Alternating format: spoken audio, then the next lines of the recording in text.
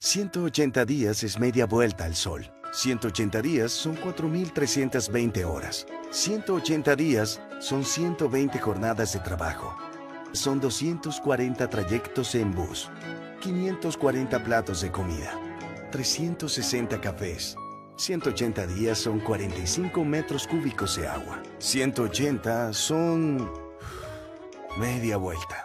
180, los días que lleva Daniel esperando el pago por su producto. 3 préstamos. 5 visitas al médico por gastritis. 15 llamadas para aplazar pagos. 25 arriendos acumulados. 7 colegios en mora. 6 facturas que no le han pagado. 10 despidos. Un sueño que se termina. Muchas empresas se acostumbraron a pagar en plazos de más de 90 días y esto está afectando a la economía nacional y a todos nosotros. Las MIPYMES representan más del 96% de las empresas de este país y generan 8 de cada 10 empleos en Colombia. 6 de cada 10 MIPYMES quiebran antes de los primeros 5 años, principalmente por problemas financieros como el pago a plazos injustos. Hoy en día existen empresas de todos los sectores que pagan a 30 días, demostrando que sí es posible. No podemos permitir que nos sigan pagando a plazos injustos. Únete, apóyanos, nos están quebrando.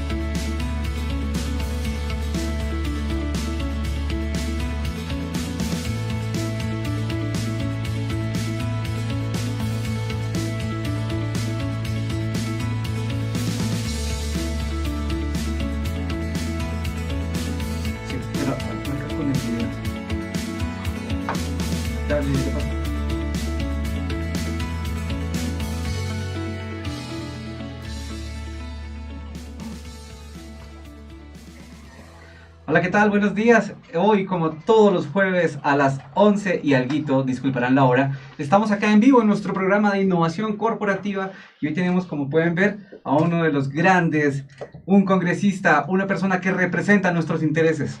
Tenemos a Mauricio Toro, que nos está contando acerca del nuevo proyecto de ley 181. Muchísimas gracias, Mauricio, por estar acá y por acompañarnos en nuestro programa, y queremos, pues primero que todo, felicitarte por todo lo que estás haciendo por nosotros, darte las gracias y pues no sé, saluda por favor a la audiencia. Estoy un poco emocionado, disculparán. Muchísimas gracias por la invitación, de verdad que feliz de estar aquí. Había hace rato conversado sobre lo interesante que es para mí poder hablar con tantas personas que están conectadas, pero sobre todo con ustedes, y una felicitación además por el aporte que hacen al emprendimiento, a la innovación, a la tecnología de este país. Eso es para mí importante porque como luchadores de estos hombres abriendo camino, mujeres que están creyendo que con nosotros podemos transformar la realidad de este país, pues entre todos vamos a hacer de este país algo distinto. Bueno, eso sí es lo más importante, no solo el país, sino nosotros trabajamos fuertemente por Latinoamérica porque nuestras fronteras son más pequeñas que nuestras ilusiones. Entonces, primero que todo, muchísimas gracias al apoyo que estamos recibiendo de Innovat Latam. Como saben, acá tenemos los robots y todo lo que ustedes tienen para los cursos de programación y de robótica infantil. Y también ahí tenemos nuevamente a nuestras mascotas. Gracias a Tatiana Prieto que nos regaló este Batman fabuloso de Lego. Y muchísimas gracias a Rafa Socarrás que nos envió este Batman de Funko Pop. Ah, ¿este es de Rafa? Sí. Bueno, un saludo a Rafa, además un gran aliado de este proyecto. Claro que sí. Y además que toda la gente de Startup Colombia nos está siguiendo. Tenemos varios hashtags. Tenemos un hashtag que es Proyecto de Ley 181. Ahí están las publicaciones. Otro hashtag que es el de Pago a Plazos Justos. Pero el más importante de todos, que es el numeral... Nos están quebrando. Nos están quebrando. Y creo que ese es el que más impacto está teniendo. Entonces nos gustaría muchísimo que nos ayudaran a compartir esta transmisión de, así como dicen nuestros hermanos venezolanos, de inmediati. Entonces, vamos a empezar. Bueno, Mauricio, cuéntanos por favor, ¿tú qué estudiaste y qué te pusiste a hacer en la universidad y qué pensabas cuando estabas estudiando en la universidad? Yo empecé estudiando ciencia política, no, ingeniería civil primero. ¡Wow! Eso no lo Me sabía. retiro de ingeniería civil como en quinto semestre y empiezo a estudiar ciencia política y relaciones internacionales. Ahí termino mi carrera, hago una especialización en innovación y desarrollo de negocios porque desde hace mucho tiempo había sido un apasionado del emprendimiento por un tema de formación. Yo Claro. vengo de un hogar de una madre soltera, berraca, trabajadora, como muchas mujeres de este país que lo sacan adelante, y ella era una gran emprendedora. Y me enamoré de estos temas de emprendimiento, aprendí, y entonces me llamó el emprendimiento y por eso estudio esta especialización, monto mi primera empresa hace ya como 10, 11 años y empiezo a encontrar una cosa que seguro muchos viven y es cómo maneja uno la plata cuando empieza a ingresar, este tema de centros de costos, cómo soy más eficiente. Yo era politólogo y a pesar de haber hecho una especialización en innovación y desarrollo de negocios, necesitaba entender un poco más qué eran las finanzas para poderla crecer y me voy a hacer una maestría en administración de empresas con énfasis en este tema de emprendimiento e innovación. Y bueno, esos son como parte de la formación académica que empiezo a tener para poder sacar adelante los sueños de emprender. ¡Qué locura! Entonces, hablemos un poquito de la ingeniería, no puedo creerlo. Estamos en el mismo canal, o por lo menos durante 5 semestres estuvimos en el mismo canal. ¿Qué tal esas matemáticas? No, a mí eso me da muy duro. Yo tengo que aceptar que los números para mí son un reto gigante. A mí 2 más 2 me da dificultad en muchos casos porque mis habilidades son otras. Mis habilidades son otras sociales, digámoslo de esa manera, y por eso trato de estudiar para entender un poco los números y ahí digo yo, ese tema es lejano para mí. Pero mira lo bonito. Mauro no construye puentes de cemento, sino construye ahora puentes políticos y sociales para nuestra comunidad de emprendimiento. Exacto. ¿Y Increíble. sabes qué aprendí de esto? El tema de la importancia del equipo de trabajo, que siempre hay alguien que sabe cosas que uno no y uno sabe cosas que la otra persona no. Cuando creé mi primera empresa, lo que hice fue asociarme con una mujer que era una dura en números y le dije, mire, usted es la dura financiera, la dura en números, yo soy el bueno comercial y de la estrategia. Juntos podemos hacer algo distinto. Y eso es lo bueno de estas relaciones sociales. Claro, y precisamente ese es el espíritu de toda nuestra comunidad y de toda nuestra red social, porque dentro de P4S, pues digamos, lo más importante es que las personas sean capaces de conseguir socios y aliados para sacar adelante esto, porque definitivamente solo no se puede. Ese es el principal mensaje siempre dentro del tema de emprendimiento. Me gustó muchísimo saber que tú estuviste muy enfocado en temas de innovación y en creación de empresas. Y también sé que has sido fundador de empresas. Me gustaría que nos contaras un poco acerca de esas empresas que has fundado o en las que has trabajado.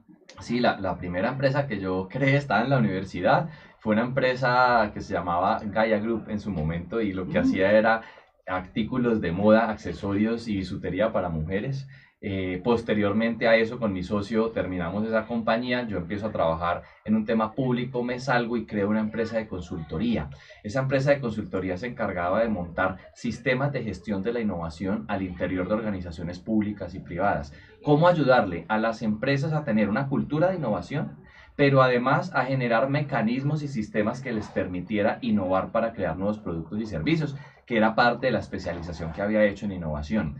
Esa empresa tiene sede hoy en Perú, en Colombia, próximamente inaugura una sede en Guatemala, pero de esa empresa yo me retiro, vendo mi participación para irme a estudiar. Posteriormente llegaría, escribí un libro sobre innovación y monté una empresa de tecnología que es una plataforma web para la administración de eventos masivos. Esa empresa, luego para dedicarme a las tareas de la política, la vendo de nuevo, pero hoy es una empresa que opera en 14 países de América y que ha recibido inversión de un fondo internacional. No puedo creer. ¿Cómo se llama esa empresa? Se llama Rebustec. Ah, sí, claro, ya la he escuchado.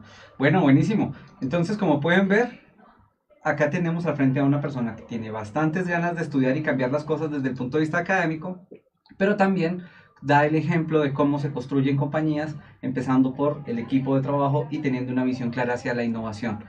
Este tema de la innovación es algo que yo tengo un amigo que se llama Eric Pérez en México, que él siempre dice esto es como el noviazgo en el kinder. Todo el mundo habla de eso, pero muy pocos lo hacen. Okay. Entonces, me gustaría muchísimo que nos contaras un poco acerca de cómo sientes que está pegando el tema de innovación y transformación al interior de nuestro país. Es un reto que tenemos gigante como administración pública y como país. Además, también las empresas. Esto se volvió un término clichésudo de alguna manera, donde todo el mundo habla de innovación, entonces uno encuentra en la calle óptica la innovación. Hace poquito venía por el Pargo y decía Hotel Innova, y empieza todo el mundo a meterle la palabra innovación porque hay que tenerla. Pero la innovación no es un concepto tan complejo como lo han hecho ver. La innovación es el reto que tienen que tener todas las organizaciones públicas, privadas y las personas, de leer constantemente las necesidades que un mercado tiene para adelantarse e incluso muchas veces crearles esas mismas necesidades. Hay gente que no sabe lo que necesita, que tiene una dificultad, y esa innovación tiene que ser parte del ADN de cada persona dentro de la compañía. Sobre todo se ha empezado a destinar una cosa muy particular en las empresas, que es el encartado de la innovación. Y es, oiga, usted qué está haciendo, ¿cuánto tiempo libre tiene? Usted se va a tener que dedicar a la innovación. No, pero es que yo tengo otras tareas, yo tengo otras cosas que hacer. No importa, yo necesito que me saque algo. La innovación no es un mandato que da un directivo, la innovación es un concepto que se trabaja alrededor de la compañía, es un ADN que se permea entre todos y que todos podemos, con una estrategia clara, lograr sacar adelante creando productos, servicios y oportunidades. Y sobre todo en el tema de Estado, tenemos unas fallas gigantes. Este es un Estado paquidérmico, poco innovador, que lo que hace es crearle barreras a los emprendedores, y en ese sentido nos encontramos con un Estado incapaz de adaptarse a las necesidades reales del mercado y unas leyes supremamente anticuadas que no tienen componentes de innovación, que hacen de barrera a los emprendimientos. Bueno, sí, la idea es ir llevando el tema poco a poco, porque no, digamos, si nos ponemos aquí a quejarnos de las cosas que nos han pasado y de las barreras que tenemos con el gobierno, pues ahí nos quedamos. Digamos, el solo hecho de cuando nosotros le presentamos a la Cámara de Comercio que empresas como Facebook durante los primeros 7 años y medio no tuvieron un solo centavo de utilidad, sí, pues las normas acá nos dicen que si nosotros no tenemos utilidades durante los primeros 2 años, te obligan a cerrar la compañía. Más o menos. Entonces, en ese orden de ideas, pues estamos fritos todos, porque ¿cómo demostramos utilidades tan rápido en unas compañías de este estilo? Pero hay cosas buenas ahí que están pasando hoy en el gobierno, y es el gobierno se ha venido dando cuenta que tiene que innovar en eso, y el Estado también. Y ha venido generando modificaciones lentas, pero ha venido generando algunas modificaciones para garantizar que esas empresas hoy no tengan ese futuro de, oye, no diste utilidad, te vas, sino al contrario, ¿cómo te apoyo? Claro, y también, digamos, el encartado de la innovación, lo he visto con mis propios ojos en algunas compañías amigas, y también tenemos acá dentro de las universidades un área que también está pasando en este momento del olvido a tener un nuevo protagonismo, que son las unidades de emprendimiento. Las unidades de emprendimiento, para los que no sabían y para los que padecieron eso hace unos 10 años atrás, literalmente eran profesores que ya estaban a punto de jubilarse o personas que tenían ahí haciendo poco, entonces vaya, encárguese de ese tema y como que nos deshacemos de esa responsabilidad y encartan a otra persona. Entonces ahorita estamos pasando por un momento súper asombroso, donde tenemos un Estado consciente de las necesidades de las comunidades de emprendimiento y de las comunidades digitales, y también universidades que están apalancando el tema de innovación. Y la idea es lograr tener un hub de integración entre universidades, empresas, Estado y que todo empiece a funcionar. Y para eso tenemos a un representante que está luchando para que todo ese tipo de cosas se den. Tú estabas entonces estudiando, creando empresa, haciendo amigos, creando relaciones, viajando, estudiando en el exterior, o sea, un chico afortunado indiscutiblemente porque muchas personas en Colombia no tienen las mismas posibilidades, pero luego te das cuenta que puedes hacer esa labor en un cargo público. Sí. Y me imagino que eso debe ser un choque fuerte, tanto cognitivo como espiritual y psicológico, llegar de una libertad de cierta manera en los cargos privados a llegar al cargo público. ¿Por qué te mides a eso? O sea, es un reto personal. Pues es un tema de como de indignación, precisamente lo que acabas de decir, y es cuando yo me voy a estudiar, me toca asumir una serie de deudas y empiezo a entender que la posibilidad de educarse en este país a veces es complicada. Claro. Y que en lugar de quejarnos teníamos que actuar. Entonces yo dije, yo no puedo ir quejándome, a mí me tocó endeudarme unas tasas absurdas con un crédito educativo para poder lograr irme a estudiar y traer conocimiento para mi país. Y veo muchas barreras en muchos jóvenes que ni siquiera logran salir a estudiar, no solo eso, no logran ingresar a la universidad porque no hay los recursos. Y empiezo también a ver en mi mundo empresarial, cuando voy creando emprendimientos, las dificultades y las barreras que había, y sobre todo la falta de comprensión del Estado de estos nuevos temas de tecnología, de innovación y de emprendimiento. Entonces yo digo, no me voy a quejar más, llegó la hora de actuar, y creo que los emprendedores nos reconocemos por eso, porque no nos quedamos quietos, sino que decidimos actuar. Y dije, bueno, voy a hacer un emprendimiento político. ¿Por qué no lanzarnos a la política y tratar de cambiar lo que los políticos no han podido cambiar, en muchos casos porque ni siquiera entienden este tema de emprendimiento y de innovación? Entonces dije, montemos una campaña y utilicemos las mismas estrategias que utiliza uno para crear una empresa. Primero, que conocieran quién era yo, o sea, usted no sabe quién soy yo si la gente no tenía ni idea quién era. Entonces es como cuando usted lanza un servicio al mercado, un producto. Usted lo que tiene que hacer es que la gente sepa qué es ese producto, y empezamos a aplicar lo mismo que se aplica en el sector empresarial, pero para una campaña. En este caso, Claro. el producto era yo, y tratar de venderlo, y terminamos llegando al Congreso con las banderas de la defensa de los emprendedores y de la educación. Bueno, pero me refería, es que te me estás adelantando. Yo quería saber un poquito esa transición entre el privado y ya el público completo. En temas de sensaciones, de percepción, Sí, es muy difícil porque el ritmo es completamente distinto.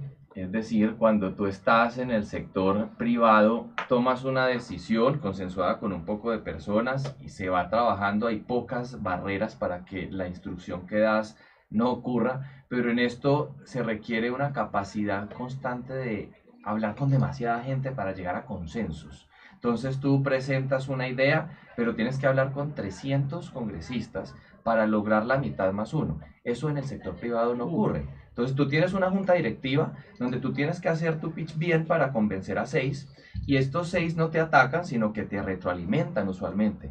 Te dan elementicos de duda para que aquí es la selva, la jungla, tienes una idea y tienes que tratársela de vender a la mayor cantidad de gente que pueda, gente que incluso te ataca solamente por esa iniciativa. Entonces claramente. es muy difícil. Sí. Bueno, antes de ser congresista, ¿tú tuviste algunos cargos públicos? Sí. ¿En cuáles estuviste?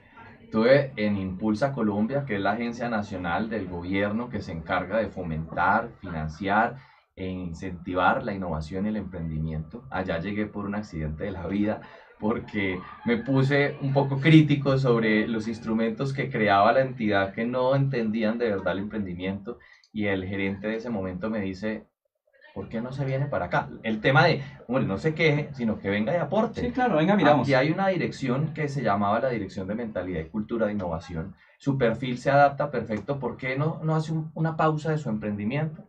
Se viene para acá y aporta a la construcción del país desde el Ejecutivo, o sea, desde lo público, no desde el Legislativo. Y pues yo le dije, listo, yo me voy a arriesgar, estoy un año ahí.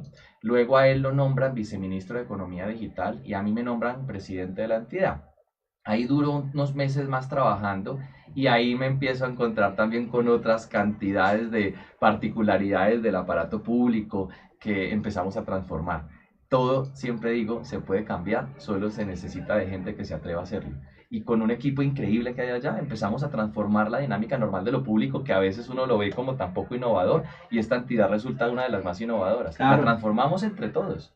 Y tuvo reconocimientos precisamente por esa transformación. Bueno, ayer precisamente en nuestro programa Geek en Más Música, estábamos con un chico llamado Eibar, que es líder de videojuegos, líder de las comunidades de videojuegos, y es toda una autoridad al interior de estas comunidades de construcción de videojuegos, porque es de los que ha logrado posicionar sus productos en diferentes países. Y él nos decía que precisamente desde el punto de vista únicamente privado, que no sabía por qué el gobierno no le paraba bolas a la gente. Pero él no entiende, por eso te hice estas preguntas, como para que todos los que nos están viendo se den cuenta que no es tan fácil, porque tienes una normativa que te presiona y tienes inclusive lo que mencionaba ahorita Mauro, entonces tienes detractores que están con sus propios intereses o no les interesa este tipo de industrias. O les da miedo. O les da miedo porque lo desconocen por completo. Sí. Y él me decía, es increíble que países de Latinoamérica como Perú, Ecuador, Bolivia tengan presencia en los mejores escenarios de videojuegos internacionales pagados por el Estado con comida, alimentación, el hospedaje, el transporte para que vayan a presentar sus proyectos, y Colombia en los últimos 2 años no ha presentado un solo proyecto de industria creativa en los grandes escenarios patrocinados con las marcas gigantescas de videojuegos. Entonces, no es que no tengamos una política de apoyo, según entiendo, sino que todo este tema pues tiene que irse manejando dentro de la normativa. ¿Tú qué crees que, o sea, qué crees que sea lo que pueda suceder ahí? Desconocimiento. Es un completo desconocimiento de lo público de estas nuevas industrias. Es que esto no existía hace 10 años. Entonces, la particularidad que ocurre en estos casos es esa imposición que hay del Estado de que todo tiene que ser tradicional. Cuando encontramos agentes disruptivos como la persona que me cuentas, empieza a chocar y el Estado empieza a decir, oiga, que hay que abrir una puerta. Y eso es lo que ha venido pasando, se ha venido haciendo una transformación. Necesitamos más gente de este tipo de emprendedores en sectores nuevos que logren demostrarle al Estado que vale la pena financiarlos, que es necesario además y que es mandatorio. Lo que él hace es abrir puertas, es un pionero y claro, el Estado lo mira. Perfecto. Bueno, regresando un poco al principio de la entrevista, cuando hablábamos acerca de la oportunidad que tuviste de estudiar afuera, ¿no te dieron ganas de quedarte a vivir fuera de Colombia? A mí siempre me ha encantado Colombia y en especial Bogotá. No voy a decir uno que no, que uno cuando mira uno dice, hombre, ¿será que yo me quedo acá? Pero yo tenía 2 particularidades. Lo primero, una intención de, con lo que había aprendido, transformar mi país. Yo decía, yo sé que se puede hacer un cambio y eso me llama a devolverme. Yo decía, en algún momento cuando me pensione, podré dedicarme a vivir 1 mes aquí, 3 meses en el otro lugar y voy a trabajar muy duro para poderlo hacer. Claro. Pero yo sentía ese llamado de devolverle a Colombia eso que el país me había entregado, porque al final de cuentas, con todas las dificultades, aquí he crecido feliz. Con todas las dificultades que implica una persona que viene de un municipio pequeño, llegar a una ciudad capital, endeudarse para estudiar, venir de una madre cabeza de hogar que con dificultad saca a sus hijos, endeudada también para educarlos, y yo decía, yo eso se lo tengo que devolver al país para que casos como los nuestros sean cada vez menores. Perfecto. No, y en eso sí somos muy parecidos, todos los líderes de comunidad pasamos por situaciones similares, de donde la gente dice literalmente ustedes pueden conseguir trabajo en cualquier compañía multinacional e irse de acá porque esto es una locura a veces. Pero no, aquí estamos y aquí estamos siempre para trabajar y vamos a estar muy juiciosos todos los jueves a las 11 a.m. en nuestro programa de innovación corporativa para que todos ustedes tengan más elementos y puedan construir compañías más sólidas desde Colombia para el mundo. Entonces, cerrando ya este pedazo para entrar ya fuertemente en lo que es política y el tema del día, me gustaría que nos regalaras algunos consejos para los que están empezando con sus emprendimientos. 3 elementos importantes. Para mí el primero es paciencia. Emprender en cualquier parte del mundo, en Colombia, en Estados Unidos, en Chile, en Europa, es un tema de paciencia. Nosotros hemos estado acostumbrados a que en una película nos muestran el éxito de Facebook o Google, una película de 2 horas, y uno sale y dice, ya, me voy a comer el mundo, monto la empresa y espera unos 6 meses y dice, esto no funciona. Esto es de remar y de pedalear, de persistencia y resistencia y de fe. Pero no solo de eso, el segundo componente, de planeación. Entonces es no solamente el se puede, el yo soy capaz, el creer, el resistir, el persistir, sino también hay una planeación mínima que se tiene que hacer para uno verificar y estudiar que realmente el mercado pues esté pensando en ese producto o en ese servicio como un elemento disruptivo. Es decir, tiene que tener un componente altamente innovador. Y el tercero que para mí resulta necesario y fundamental, un equipo de trabajo que te permita crecer y solucionar los temas que no vas a poder, porque no se las sabe uno todas. Uno lo que necesita es redes de trabajo, redes de personas que le permitan acceder a información y a conocimiento que uno no tiene para derribar las barreras que se presentan en el emprendimiento. Y eso implica no solamente invertir en capital humano formado, en asociarse con alguien que supla tus falencias en realidad, pero sobre todo de conectarse a diferentes actores del ecosistema que te pueden dar una solución que tal vez no hayas visto. Esos 3 elementos son básicos dentro de todo, para resumir. Buenísimo. Sobre todo eso último que acabas de mencionar, que es tener diferentes puntos de vista del mismo problema. Porque el ingeniero lo resuelve de una manera, pero los administradores tienen otra forma, los contadores otra, los creativos otra, incluso los ilustradores. Rodéense de amigos que sepan dibujar e ilustrar, porque ellos ven el mundo de una manera más positiva y van a encontrar ustedes enriquecer sus opiniones.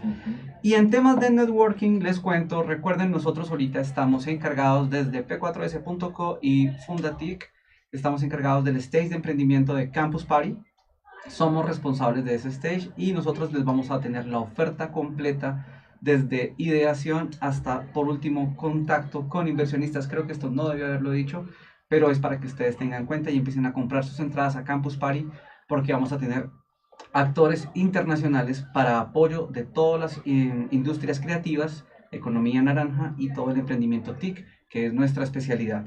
Y también, como menciona Mauricio, lo más importante es el networking. Dentro de Campus Party vamos a hacer sesiones de networking todas las noches de manera nacional e internacional para que ustedes amplíen su red de contactos y puedan lograr convenios comerciales con otros países desde Campus Party. Entonces los esperamos. Bueno, volviendo al punto ahora sí, Mauricio sale, se convierte en empresario, vende esas empresas, vende participación, es absolutamente exitoso, se mete a cargos públicos y de un momento a otro dijo, no, esto necesita tener más potencia todavía, porque hay cambios que se pueden hacer desde la política. Para todos los que no conocemos muy bien el tema y no somos tan duchos en esto, me gustaría saber cuáles son los cambios profundos reales que se pueden hacer desde la política.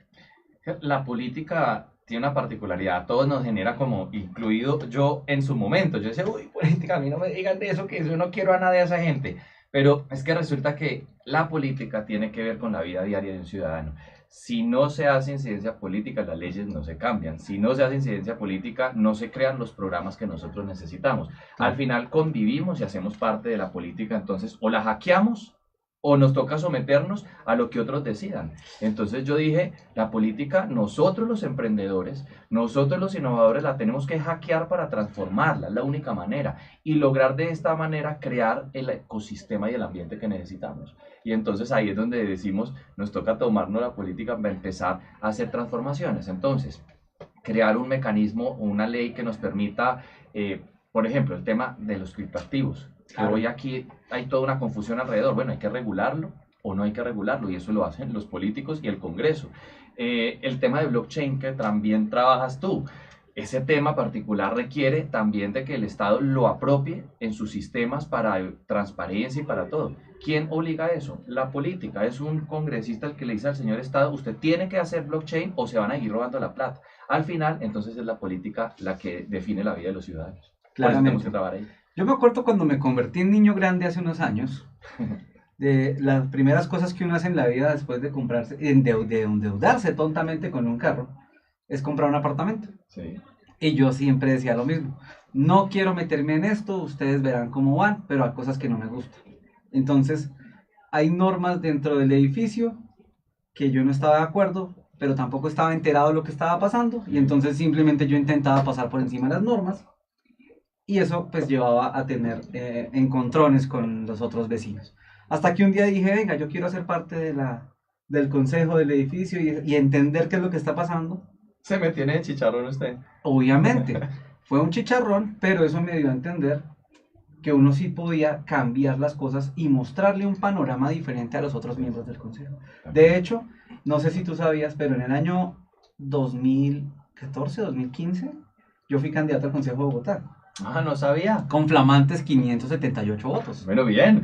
Eso es gente convencida, propio. Sí, no se logró el objetivo, pero entendí un montón de cosas que sí se podía hacer. Todo esto se hizo con un laboratorio llamado Electolab, Ajá. que Ok. montó Rodrigo Zárate Sí. dentro de ASI, Ya, dentro de ASI. Y fue una escuela brutal, fue un diplomado de 3 meses intensivo, súper chévere, y todo nos lo financió ASI, Bien. donde nos enseñaron todo lo que se podía hacer y lo que no se podía hacer desde la función pública. Maravilloso eso. Entonces, obviamente, yo no creo que me vuelva a meter en esas lides políticas. Te admiro y te felicito, y sobre todo por haber logrado la curul. Gracias. Pero digamos que yo estaré siempre apoyando este tema, no de frente en esto. Esa es como parte ahí de la historia. Y ahora sí, si ya estamos adentro, ¿podemos presentar proyectos? Pero claro, ya estando adentro, los proyectos necesarios. Entonces, a lo que vinimos. ¿Cuáles son los proyectos y qué necesitas de la comunidad de emprendimiento? Tenemos un proyecto muy importante que nos va a beneficiar a todos en general y es el proyecto de ley 181 por el que hoy recibo esta invitación. Y es un proyecto que radicamos el año pasado en el Congreso de la República. Ese proyecto se denomina el proyecto de ley de pago a plazos justos, porque hoy tenemos que garantizar que a nosotros nos paguen nuestras facturas a 30 días y no tener que esperar hasta 180 días, 214 días para que nos paguen la factura por un servicio o un producto que nosotros ya entregamos. Y Sí. estamos viendo hoy una situación de desigualdad, de inequidad, donde algunos se están aprovechando de la pobreza de nosotros de alguna manera para vivir a costa de esto y no pagarnos las facturas. Y nosotros teniendo que ir a un banco a endeudarnos para pagar nómina, para pagar alquiler, para pagar funcionamiento, cuando ya prestamos el servicio. Este proyecto pretende regular eso, los pagos a 30 días. Tú tienes un video que es muy bonito, me gustó muchísimo, ahorita lo vamos a ver, porque cuando yo estaba metido en este tema con ASI, terminamos por allá conociendo en Chile a los chicos de Democracia en Red, a Democracia OS. Sí. Y ellos nos decían, el problema es que nosotros tenemos que empezar a involucrar a las personas, tenemos que involucrar a la gente joven, tenemos que involucrar a la gente que nunca se ha involucrado en política y usar los mismos elementos y las mismas estrategias del marketing, lo que tú estabas diciéndonos. Y me gustó muchísimo que ustedes han hecho bastante uso de redes sociales y de sus elementos para presentarnos el proyecto. Entonces me gustaría muchísimo que pudiéramos presentar el video del proyecto de ley con el que se está haciendo la invitación para que todos lo conozcan y apoyemos esta iniciativa. 180 días es media vuelta al sol. 180 días son 4.320 horas. 180 días son 120 jornadas de trabajo. Son 240 trayectos en bus, 540 platos de comida, 360 cafés. 180 días son 45 metros cúbicos de agua. 180 son media vuelta. 180, los días que lleva Daniel esperando el pago por su producto. 3 préstamos. 5 visitas al médico por gastritis. 15 llamadas para aplazar pagos. 25 arriendos acumulados. 7 colegios en mora. 6 facturas que no le han pagado.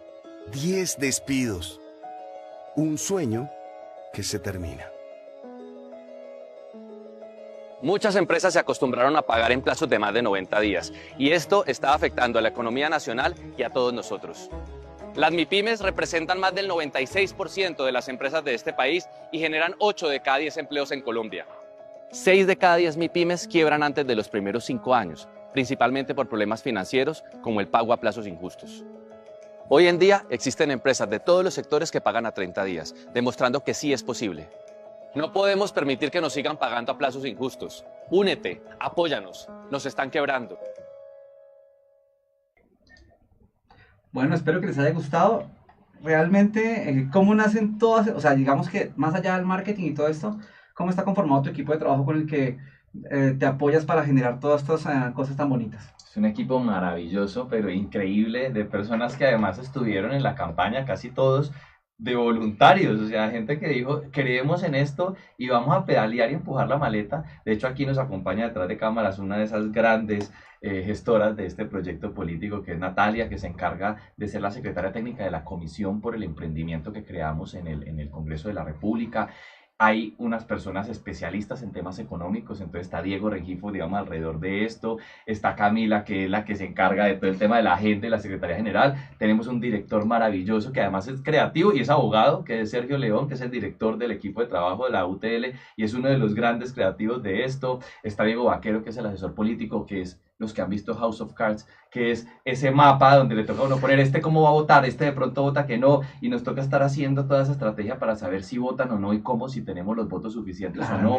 Y empezamos ya a entender que hay un equipo increíble que se encarga de hacer que esto sea una realidad. Se me quedan por fuera 3 personas increíbles que también están trabajando en un tema de la que yo hago parte, que es la Comisión de Investigación y Acusación, que investiga los casos de corrupción que cometen altos funcionarios del Estado. Ahí tenemos a Daniela, a Vivian, a Juliana. Tenemos una cantidad de gente maravillosa que todos los días se dedica es a hacer de este trabajo algo muchísimo mejor para que logremos romper las barreras que tenemos alrededor de la empresa. No, y así sí dan ganas de meterse otra vez a política, entonces voten por mí, ya saben. Gente que además no venía de política, así que... No. Yo creo que ya pasé por ahí.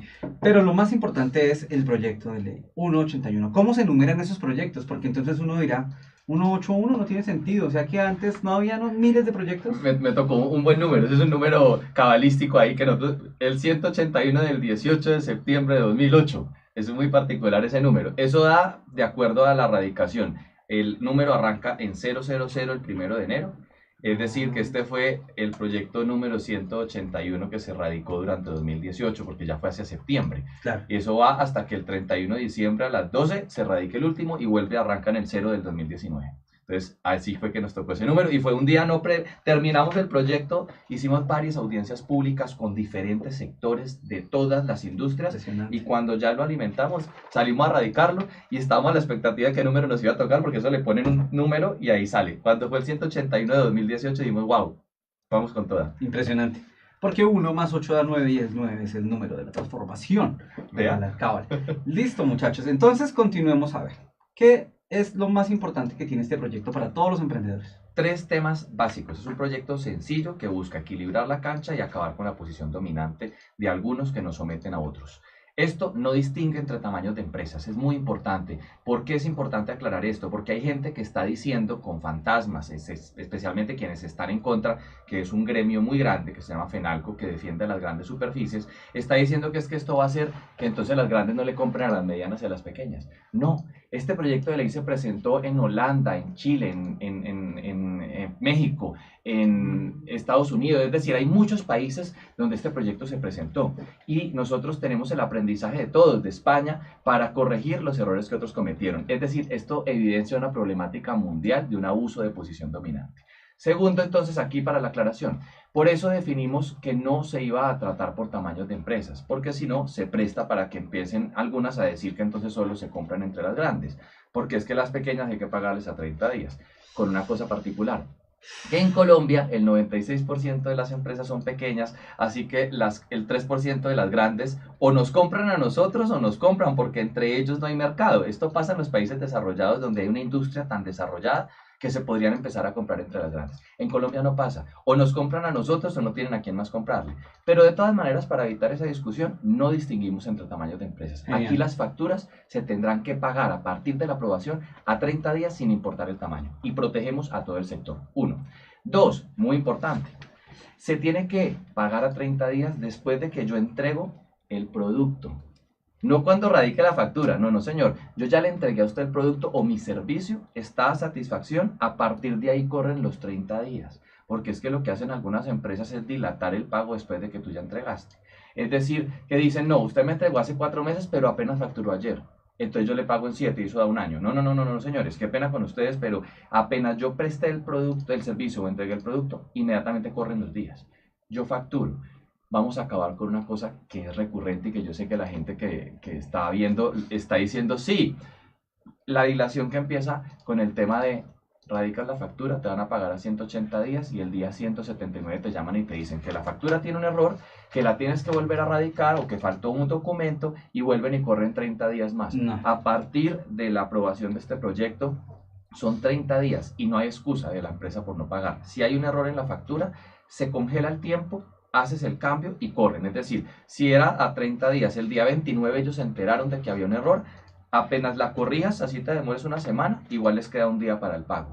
Tercero, muy importante, las empresas van a poder denunciar de manera anónima ante la Superintendencia de Industria y Comercio si les están pagando a más de 30 días para protegerlas. Porque si yo le vendo productos a una empresa X, pues uno dice, hombre, siempre me compran, yo cómo la voy a aventar, después me amenazan que no me van a comprar más. Puedes hacer denuncia anónima y la superintendencia deberá investigar y sancionará de acuerdo a sus mecanismos a aquella empresa que no te pague a 30 días. Pero además también puedes denunciar si esto sigue pasando recurrentemente y la superintendencia no generó el mecanismo sancionatorio ante un juez, y por medio de un proceso ejecutivo la empresa tendrá que reconocerte intereses moratorios a partir del día número 31.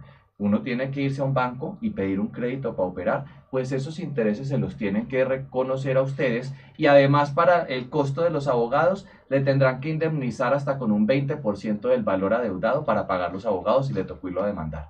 Así que nosotros aquí garantizamos es que la cancha se equilibre y haya competencia justa, que es un mecanismo que tiene el Estado para garantizar cuando hay un desnivel, es decir, una posición dominante, para que todos compitamos en igualdad de condiciones. No, impresionante. Realmente, muchísimas gracias por hacer eso. Es un regalo que le haces. Obviamente yo sé que eso es función pública, pero sé que lo haces de muy buena voluntad y todo tu equipo está comprometido con esto. Y nosotros, obviamente, lo mínimo que podemos hacer es ofrecerte pues, nuestro apoyo, más allá de nuestro admiración y cariño y respeto de todo lo que estás haciendo, de nuestro apoyo, porque esto es súper importante. Hay una serie de situaciones que suceden alrededor del pago de facturas. Hay unos préstamos, hay unos créditos, también existe una figura llamada factoring. No sé cómo veas estas figuras en este tema. Aquí hay un tema supremamente importante, es una cifra que les voy a dar para que vean el abuso de a lo que estamos sometidos las medianas, pequeñas, emprendimientos y empresas de este país. Nos deben 130 billones de pesos. Si ustedes cogen esa cantidad de dinero y se inyecta a la economía, esto nos beneficia a todos, porque en la medida en la que nosotros podamos crecer sin tenernos que endeudar a tasas abusivas en un banco, pues esto va a ser más eficiente. Y el tema del factoring, ¿qué pasa? Es un muy buen mecanismo, es un mecanismo increíble que se puede usar para poder uno obtener oxígeno para seguir operando y tener liquidez. Pero ¿qué están haciendo algunas empresas? Te someten así. Unas no te permiten hacer factoring porque no quieren tener a alguien que los empiece a llamar a cobrarles. Otras te dicen, listo, yo te permito hacer factoring, pero con estas dos empresas. Y resulta que yo tengo una tercera que me presta más barato, pero ellos dicen, no, es con esto porque están ganando comisión con esos dos bancos con los que hicieron contrato. Vuelven y se lucran. Es decir, un volverse a lucrar y a lucrar y a lucrar a costa de nosotros que nos tienen acá. Y esto para las grandes empresas es un mensaje. En la medida en la que las medianas y las pequeñas seamos más eficientes, con más liquidez, podemos mejorar nuestro producto y venderles más barato para que el consumidor al final pague menos. Pero podemos ser más productivos para innovar e invertir en innovación, porque esa plata que ya no tengo que pagarle a un banco en cuotas de endeudamiento, la puedo invertir para ampliar mi planta, para poder innovar, para contratar más gente, para contratar un software, desarrollar algo nuevo. Entonces, había una pregunta que quería terminar con esto, lo que me hacías y que vi hace un rato en las redes, y era que cuál era el concepto del gobierno. Por fortuna, el Ministerio de Comercio, Industria y Turismo nos envió un concepto que tengo yo aquí en mi carpetica guardada y almacenada, que es positivo y donde dice nosotros vemos positivo este proyecto de ley, y el presidente de la República se comprometió en un evento a apoyarlo, razón por la cual tenemos hoy el apoyo del gobierno nacional, el apoyo de más de 35 gremios que reúnen 80.000 empresas apoyando esto de justicia en pagos. Buenísimo. Y se suman las comunidades digitales, las redes sociales de emprendimiento como la nuestra y las de nuestros amigos, y todo aquel que tenga que ver con esto, y precisamente estos espacios son para hacer difusión correcta, sin que hayan ruidos y sin que hayan empresas que digan, no, eso no le conviene o sí le conviene. Acá tenemos al protagonista del proyecto de ley que nos está contando cómo una compañía o una micro, una pyme, se puede ver beneficiada no solamente en que tenga la plata, sino en cómo puede bajarle el estrés a su operación y cómo puede aumentar la calidad. Es que es increíble que afecte el desempeño de una compañía por no tener esa liquidez. Además que uno se vuelve ese personaje detrás de la empresa a la que uno ya le prestó un servicio. Me firma esto para poder radicar y le hacen 3 llamadas, tiene que hacer 4 idas para que le firmen un documento para poder radicar y uno se vuelve ahí como un pregonero. Hombre, no, yo ya le presté un servicio y lo mínimo que yo espero es que usted me pague. Si usted se va para un supermercado, compra sus productos y le dice a la cajera del supermercado, yo vengo en 6 meses y te pago, tranquila que yo vuelvo, pues te van a decir que no, entonces ahora ¿por qué nosotros sí tenemos que esperar 4, 5, 6 meses? Hay una pregunta también muy interesante que es recurrente en esto y que Eduard quería como aclararla y es que mucha gente pregunta que si esto es solamente para pymes o para independientes. Aquí aclaro eso y es muy importante. Esto es para todas las empresas, ni siquiera para pymes, sino medianas, grandes, pequeñas, para todas, pero también para las personas independientes que prestan un servicio y a las que les tienen que pagar. Así que aquí también se incluyen aquellos prestadores de servicio independientes que van, hacen un producto o un servicio y luego le dicen vengan 3, 4 meses o en 2 o le dilatan el pago. También los acoge a ellos. Claro, y me imagino que acá estarán viéndonos nuestros amigos queridos de Baxara, que es la compañía que nos lleva a nosotros las finanzas y la contabilidad. Para ellos me imagino que esto debe ser un bálsamo para sus vidas porque van a poder ayudarnos a muchas empresas de nuestro corte a hacer una correcta planeación financiera. De acuerdo. Eso es muy importante. Además que cuando tú tienes esa liquidez de caja, hombre, puedes crecer. Yo le decía a las grandes empresas, ustedes necesitan ser multinacionales, pero no lo van a lograr hacer si las pequeñas, que son los proveedores, y las medianas de ustedes no les proveen un buen producto o servicio. Así que las medianas, aquí las micro tienen que ser pequeñas para volverse luego medianas, para volverse luego grandes y multinacionales. Pero si nosotros no aprobamos este proyecto de ley, las posibilidades son escasas. Esta situación de los pagos a plazos injustos es un fenómeno de apenas hace 10 años. Entonces, si vos encontrás las grandes empresas de este país que empezaron pequeñas y se volvieron grandes, les pagaban anticipado la mitad. Es que hace 10 años aquí te daban un anticipo para que empezaras a trabajar y cuando entregabas el producto a los 30 días te pagaban. Y esas grandes empresas se deben a esas políticas de pago en parte. Pero ahorita entonces se les olvidó que fueron pequeños y entonces ahora no quieren que haya más empresas grandes. Esa es la pregunta que les hago a las grandes empresas. En vez de tener que crear programas de responsabilidad social para jugar su imagen, ¿por qué no se dedican a pagar a plazos justos para ayudar a cientos de personas que generan empleos formales en el país? Esa es la pregunta. Palabras fuertes para una realidad nacional que nos está impactando. Me gustaría muchísimo que hiciéramos énfasis en cómo se afecta la calidad de los productos cuando tenemos pagos injustos. Pues imagínate que yo soy una pequeña, mediana empresa que tengo que proveer un servicio a una grande y que yo sé que mi margen ya es tan estrecho de ganancia, por lo que me toca asumir un crédito 6 meses para pagar esos productos que necesité o esos elementos para prestar el servicio, que yo tengo que empezar es a buscar algo de menos calidad, es decir, el mínimo estándar posible. Entonces yo empiezo, me piden esto, el mínimo, no, ni siquiera puedo dar algo mejor porque si no ya no soy rentable. En la medida en la que yo tengo liquidez y caja, puedo empezar a comprar mejores materiales e insumos para poder ser mejor. Pero además, ojo, aquí la competencia se volvió por el que más plazo dé para el pago, no por la calidad del producto o del servicio. Entonces nosotros los ciudadanos de a pie, que no tengamos, los que no tienen que ver nada con esto porque ni son emprendedores ni empresarios ni nada, sino consumidores, se ven sometidos a que la competencia es por el que haya más plazo de, por lo tanto el producto siempre es medio de mala calidad. En cambio, si aquí la competencia, como todo se tiene que pagar a 30 días, la competencia va a ser por el más innovador, por el de mejor calidad. Y el usuario final va a lograr tener productos innovadores y de mejor calidad como pasa en los países desarrollados, jalonando la calidad. Claro. Eso es la base. Que es donde está la verdadera competencia. Y la innovación. Claramente. Bueno, ya tenemos algunos detalles técnicos. ¿Dónde podemos encontrar más información?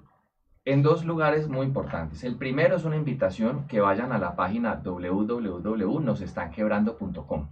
Ahí ustedes van a encontrar la posibilidad de contarle a la gente, al país, cuáles son los problemas que están teniendo. Nosotros necesitamos documentar qué es lo que está pasando para llevarle a los congresistas, mire, estas son las historias de las personas. También pueden visitar la página www.mauriciotoro.com. Ahí está el proyecto de ley colgado para que lo puedan leer y van a encontrar la ponencia. Pero también los invito, y esto sí es muy importante, que en redes, @MauroToroO, con W, mi segundo apellido es Orjuela, entonces es Mauro Toro O, se conecten con nosotros y estén pendientes de la información constante que les vamos a ir dando, porque a veces les voy a pedir ayuda. O sea, nos va a tocar decirles, porfa, ayúdennos con un retweet, porfa, escríbanle a tal senador que tal vez no quiere votarlo, su historia. Porfa, mándenle una carta contándole cómo sería hoy Colombia en temas de productividad y competitividad si se aprueba el proyecto. Así que esto no es una tarea sola, sino que y lo ahí necesito. tenemos ya un par de ideas que al final de la entrevista vamos a hablar para sacar un par de convocatorias de beneficios para emprendedores que nos ayuden a promover este proyecto. ¿Cuáles son los calendarios? A ver, tú me dices que desde el año pasado empezó esto. Ajá, ¿Cuáles son las claro. fechas importantes que toda la comunidad debe tener clara? Muy importante esa pregunta. Los procesos aquí son un poco paquidérmicos en estos temas legislativos. Estamos esperando a que nos asignen fecha para el primer debate que se va a dar en la Comisión Tercera de la Cámara de Representantes del Congreso de la República. Apenas nos asignen la fecha, la vamos a poner en redes. Y ese día, por favor, organicen sus agendas y vayan a la audiencia pública. ¿Por qué? Porque en ese debate, cuando los congresistas vean la cantidad de empresarios que están ahí parados diciéndoles, oiga, ustedes señores que representan el pueblo me deben esa respuesta positiva de aprobar el proyecto, ese solo acto visual de ver esas barras llenas. Esto es un recinto como redondo, Sí. donde ellos se sientan al debate y hay unas barras a los lados para quienes no han estado. Esas barras son para los ciudadanos. Nosotros nos vamos a encargar del permiso de acceso a ese debate. Si esas barras están llenas, ellos no van a poder inventar mentiras. Si las tienen, porque el gremio que está en contra del proyecto, que es FENALCO, ha venido dándoles fantasmas y mentiras a ellos. Entonces, si ellos ya saben que eso no es cierto y lo pueden tumbar con esas mentiras, al ver la presión ciudadana a aquellos pocos que estén con esas mentiras de FENALCO, pues ahí van a decirnos, yo no me atrevo a decir esto en frente de 300 empresarios que están aquí. No me atrevo a decir porque sé que, aunque allá no se puede aplaudir ni hacer bulla, sé que les estoy mintiendo de frente. ¿Y Razón carteles por la se pueden cual, llevar? sí, se llevan carteles y se puede hacer así. Y esa bulla general los presiona mucho. Entonces los necesito allá, apenas en redes, Mauro Toro o salga la fecha del primer La debate. fecha del primer debate. Después de ese primer debate, ¿qué va a ocurrir? Apenas se dé el primer debate, pasan dos cosas. Se aprueba, se necesita la mayoría más uno. Son 31 representantes, 33 representantes, 33 representantes que están ahí. Necesitamos la mitad más uno. Si la mitad más uno lo vota afirmativo, pasa a plenaria. Ahí ya somos 174. También les anunciaremos la fecha para que vayan a la plenaria, al salón elíptico y hagamos lo mismo que hicimos en la comisión de los 33, pero ahora con 174. Ahí necesitamos que la mitad más uno vote y va a Senado, a Comisión Tercera de Senado. Ahí también les voy a decir, nos toca otra vez pararnos allá y en Comisión Tercera de Senado, que son menos, tendrán que aprobar la mitad más uno y se va a plenaria de Senado, que son 105. Apenas si la mitad más uno de esos 105 pase, el proyecto se vuelve ley. Esto es un proceso que va a durar unos 6 meses, pero es un proceso que vamos a poder lograr y que todas las leyes al final pasan por ese trámite. Se ve engorroso, se ve largo, pero unidos podemos. Claro que sí. Entonces, la invitación desde nuestro programa de innovación corporativa es a que ustedes abran Wikipedia, se documenten en un concepto muy importante que se llama gobierno abierto. Nuestra democracia está basada en un gobierno representativo. Por eso tenemos una persona que se dedica a representar nuestros intereses.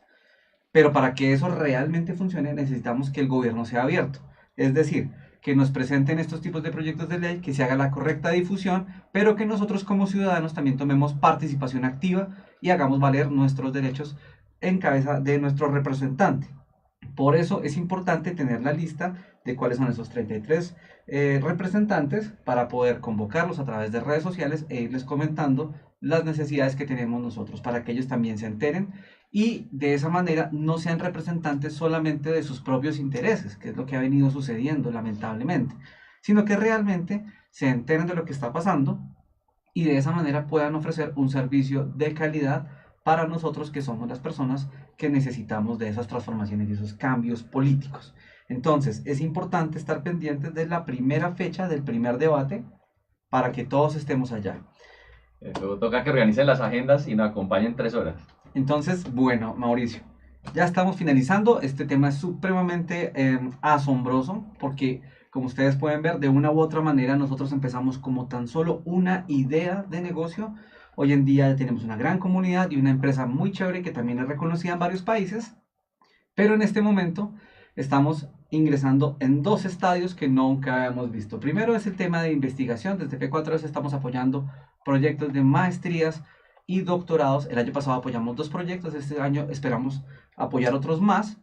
Por si ustedes tienen proyectos de maestrías o doctorados que quieran y que tengan que ver con emprendimiento, nos avisen. Y también estamos incursionando nuevamente después de 4 años en este modelo político que sabemos que es lo que se necesita para generar los cambios grandes que necesitamos nosotros como comunidad de emprendimiento.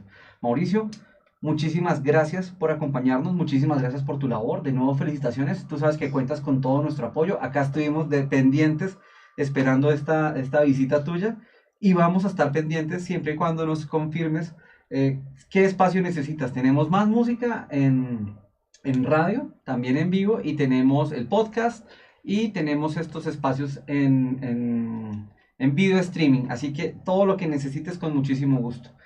Vamos a tener Angel Hack. Ahí en Angel Hack me gustaría que nos visitaras también. Y obviamente pues nosotros estamos encargados de Campus Party después de 4 años que no se hacía en Colombia. Vamos a tener Campus Party acá. Obviamente los organizados, la organización desde Colombia y España pues sabe que P4S es la compañía idónea para esto, entonces nos han contratado para ofrecer la mejor experiencia a todos nuestros emprendedores y nos gustaría muchísimo tenerte dentro de Campus explicándonos parte de lo que hace el gobierno para que todos los jóvenes que hasta ahora están empezando a dilucidar sus ideas de negocio y a emprender conozcan que el gobierno no es ese señor allá de sombrero y gabardina y paraguas alejado en una esquina, sino que es un actor principal que está al servicio de todos y que nos puede colaborar. ¿Cuál es el último mensaje y cuál es la invitación fuerte para toda la comunidad de emprendimiento? Tenemos que apoyarnos entre todos, acompañarnos en esos sueños de transformar la política, de transformar la realidad, de conectarnos y mantenernos conectados por estos espacios.